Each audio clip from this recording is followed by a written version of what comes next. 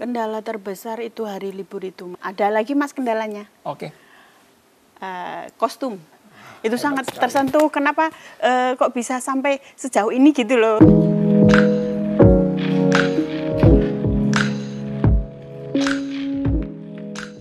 Halo para pemirsa sekalian, selamat datang di acara Ruang Intai, Ruang Indonesia Taiwan bersama saya Jonathan. Hari ini kita kedatangan seorang tamu yang cukup istimewa. Beliau adalah salah satu penggalang atau pendiri kelompok tari Uters Dancer, namanya adalah Indriwati. Selamat datang Mbak Indri, mungkin bisa perkenalkan sedikit mengenai diri Anda dan kelompok tari Uters Dancer. Terima kasih Mas Jo atas waktunya. Saya Indri dari Uters Dancer. Saya datang ke Taiwan sudah 12 tahun lebih dan usia Uters juga 12 tahun. Ya, soalnya kita berdiri dari 2012 sampai 2012, sekarang. Okay. Ya.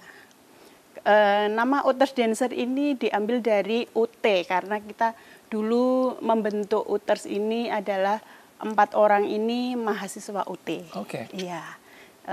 Dan aktivitas Uters sampai sekarang alhamdulillah masih lancar. Iya. Terus menurut Mbak Indri sendiri, selain bakat dan hasrat terhadap seni tari, apa faktor atau karakteristik yang harus dimiliki seseorang untuk menjadi seorang penari yang profesional? Jadi selain bakat menari itu seorang penari harus tekun, harus rajin, lalu harus punya imajinasi juga. Biar pas kita menari itu dia bisa masuk ke dalam tarian tersebut. Kita bukan cuma menghafal aja, tapi kita harus masuk ke dalam tarian tersebut. Oke. Ya. Terus masalah setiap grup meluangkan waktu ini bagaimana? Apakah selama ini ada kendala dalam meminta cuti terhadap majikan? Apakah pernah menemui kendala yang dipersulit oleh majikan? Sering itu Mas, itu kendala paling besar yaitu adalah hari libur kakak-kakak PMI. Jadi seringnya itu kita diundang untuk perform. Kita sudah menunjuk siapa-siapa saja yang menari dan tari apa saja.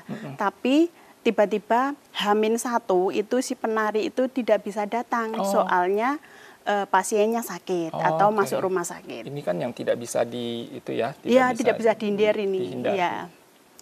Lalu solusinya apa? Kita antara ketua dan pembina atau teman-teman yang lain itu juga harus sedikit banyak bisa menghafal tarian itu. Jadi bisa ada pemain cadangan. Gitu. Ya.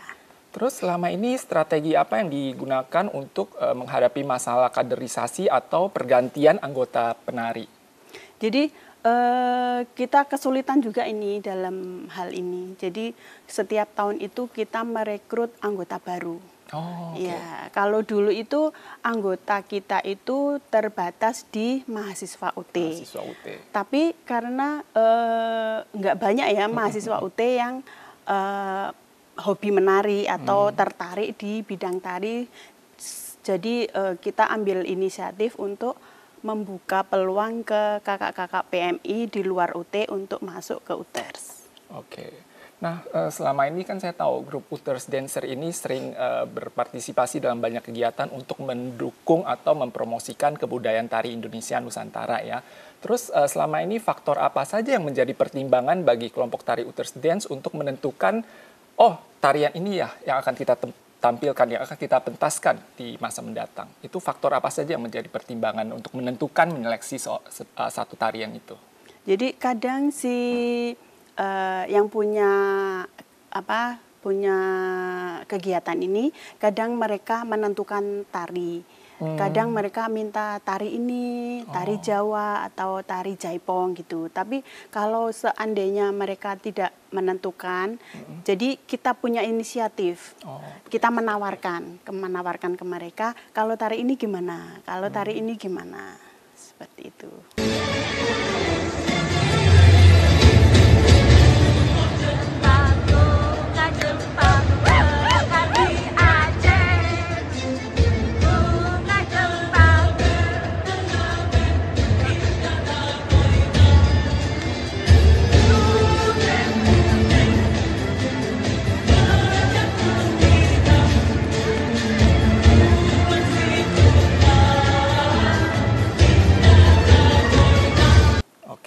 Terus metode pengajaran selama ini bagaimana? Apakah ada gerakan yang dikembangkan sendiri atau misalkan melihat Facebook, melihat YouTube gitu loh?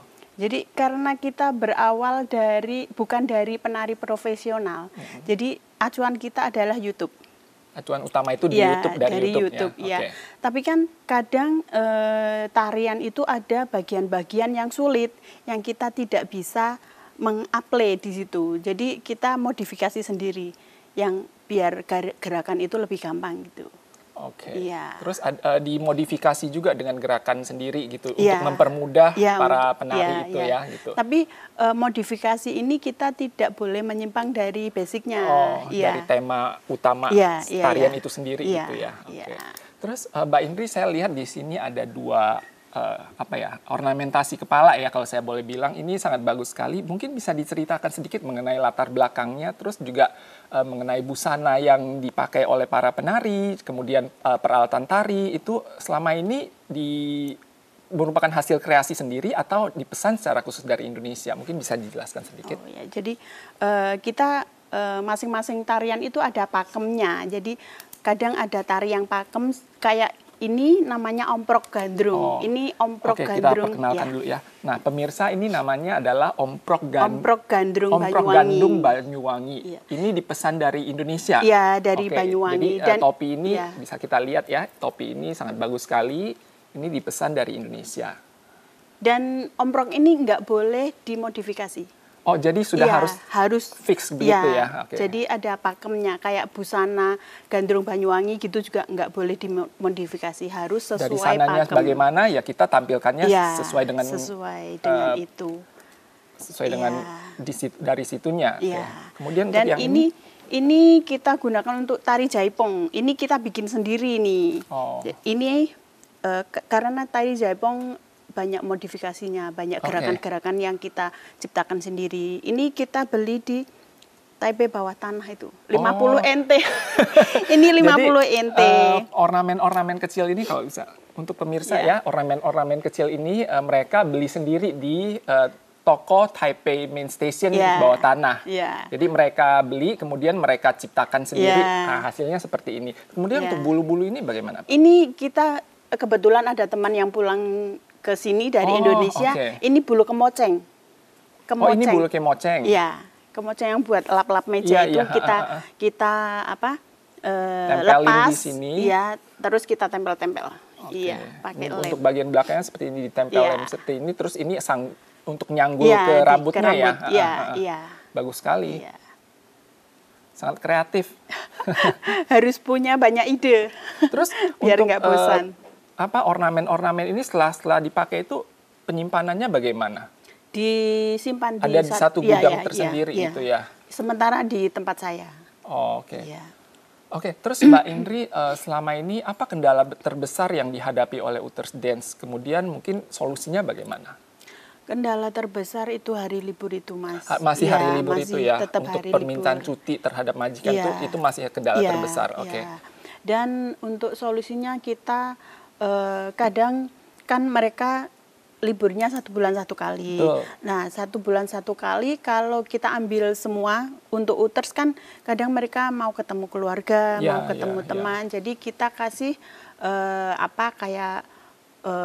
keleluasaan dalam waktu 3 bulan itu harus 1 kali hadir latihan. Jadi dalam 3 bulan setidaknya setiap anggota itu harus hadir 1 kali minimal. Soalnya kita juga jadi istilahnya biar ada keleluasan atau fleksibilitas untuk si anggota itu dalam menentukan hari cutinya gitu ya. Jadi nggak harus fix 1 bulan sekali gitu. Jadi 3 bulan setidaknya harus ada 1 hari. Ada lagi, Mas, kendalanya. Kostum. Busana. Jadi selama ini kita itu semua kostum pakai khas Uters sendiri. Jadi kalau ada sponsor, mungkin Mas punya sponsor, boleh kenalin ke kita. Jadi untuk para pemirsa yang berminat menjadi sponsor Uters Dancer, mungkin bisa dilihat juga ya hasil tariannya itu di YouTube, mungkin ada juga di YouTube atau di Facebook itu juga diperkenalkan tarian mengenai Uters. Kalau misalkan ada yang tertarik atau merasa ingin berkontribusi untuk memberikan donasi terhadap Uters Dance, mungkin bisa langsung hubungin Mbak Indri langsung. Ya, gitu. boleh ke FB Uters Dancer. Itu FB-nya dibuka sama ini untuk kalau umum. saya boleh tahu, kas anggaran Uters itu itunya gimana? Jadi kita itu masing-masing anggota ada kewajiban bayar kas 1 bulan 100 NT. Istilahnya seperti iuran keanggotaan gitu ya? Iuran keanggotaan 1 bulan 100 NT. Lalu kadang kan kita kalau tampil itu dapat fee ya, Mas Jo. Oh betul. Ya. Kalau dapat fee itu kita masukkan ke Uters 30%. Iya, kita masukkan ke kas 30%, lalu sisanya untuk transportasi anggota yang tampil. Oke.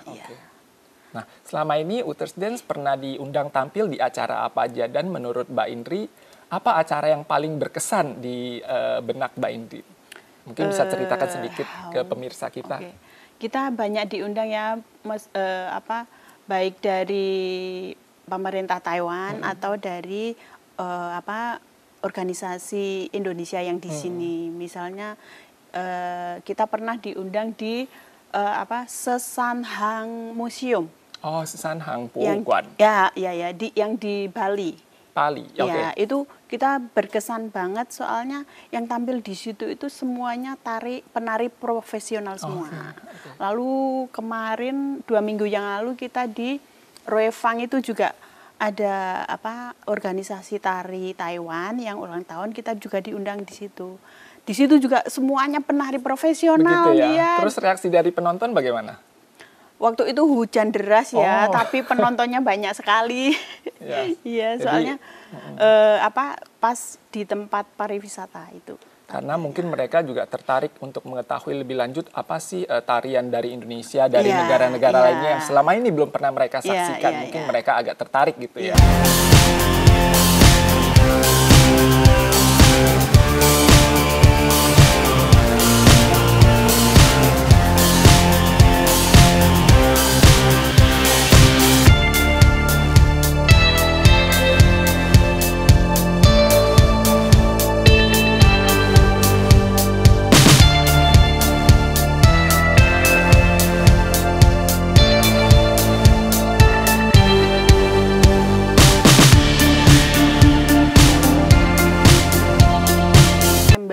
Kita sendiri dari Uters itu mengadakan kegiatan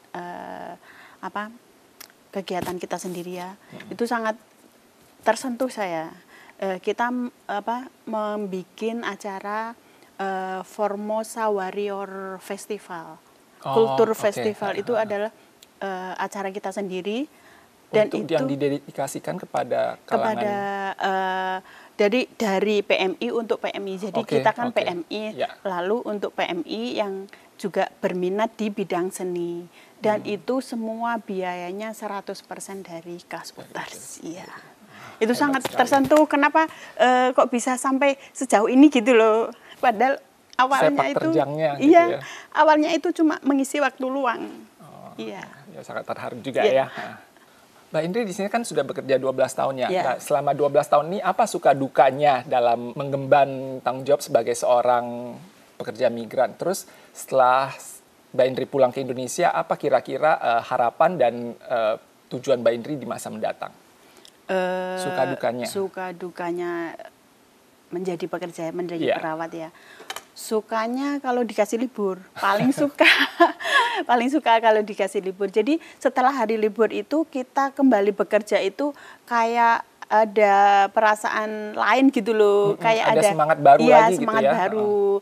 Lalu paling nggak sukanya itu mungkin sama pasien ya, mungkin kadang pasien marah-marah itu jadi kita terbawa emosinya. Jadi itu paling gimana caranya saya bisa menahan emosi biar nggak terbawa ke pasien. Itu susah juga sih buat saya sendiri. Terus tantangan terbesar selama ini menjadi seorang pekerja migran menurut Mbak Indri apa? Tantangan terbesar ya buat saya, selain mungkin kendala bahasa awal-awalnya, terus menyesuaikan dirinya di sini juga. Iya, kalau menurut saya pribadi saya oke semua sih. Soalnya saya kayak kakek saya makan apa saya ikut makan apa.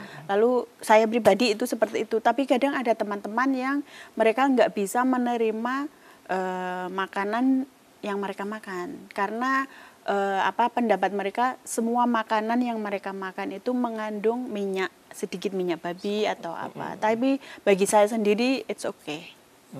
Iya. Terus pola kehidupan istilahnya kita ikut pola kehidupan majikan gitu ya. Terus sudah Mbak Indri pulang ke Indonesia, kira-kira ada nggak visi Mbak Indri ke depannya? Saya pulang Indonesia, mungkin semua PMI di sini sama ya.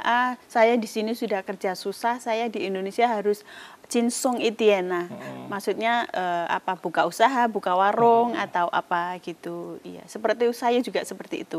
Mau istirahat tapi tetap harus ada kegiatan biar otak tetap bekerja. Berjalan. Iya, biar tetap sehat lah. Kemudian untuk di masa mendatang apa tujuan, apa harapan dan apa visi Utters Dancer? Harapannya kita bisa lebih dekat ke masyarakat Taiwan ya, yang untuk memperkenalkan budaya-budaya atau tarian-tarian kita yang sangat banyak itu. Betul. Ya, terus untuk para PMI atau kakak-kakak new migran, kalau pengen berkontribusi mengembangkan atau mengenalkan kebudayaan Indonesia di Taiwan, boleh gabung ke Utters. Kita bareng-bareng. Kan jadi lebih ramai. Iya. Terus mungkin yang terakhir, apa pesan-pesan Mbak Indri untuk kalangan PMI Indonesia secara khususnya ya, atau umumnya untuk warga negara Indonesia yang berada di Taiwan, terutama bagi mereka mungkin yang ingin berkontribusi atau yang memiliki hasrat untuk berdedikasi dalam bidang seni tari ini.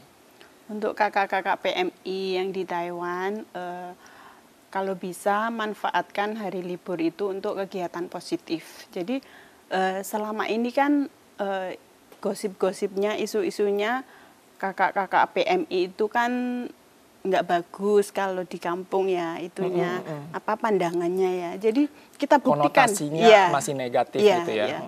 Kita buktikan di sini kita juga bisa berprestasi. Betul. Gitu. Oke. Jadi demikian acara bincang-bincang kita dengan Mbak Indri. Saya harap semoga Utters Dance di masa mendatang bisa lebih mantap dan lebih sukses, khususnya dalam mempromosikan kebudayaan Nusantara yang sangat beragam dan sangat kaya ini. Dan bagi pemirsa sekalian yang berminat untuk bergabung dengan Utters Dance, mungkin bisa menghubungi Mbak Indri langsung atau bisa lewat FB Utters Dancer ya, yang nanti akan tertera di sini. Dan terima kasih dan sampai jumpa di kesempatan lainnya.